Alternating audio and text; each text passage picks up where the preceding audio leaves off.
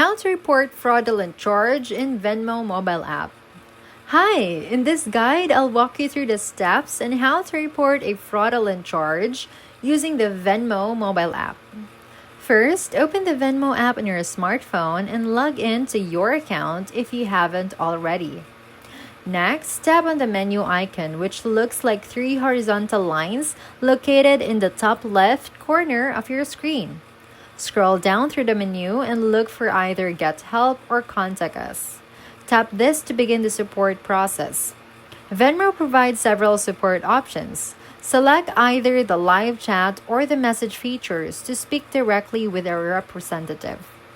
When prompted, explain the details of the fraudulent charge. Include the date, amount, and any known information about the transaction. Finally, wait for Venmo support team to get back to you.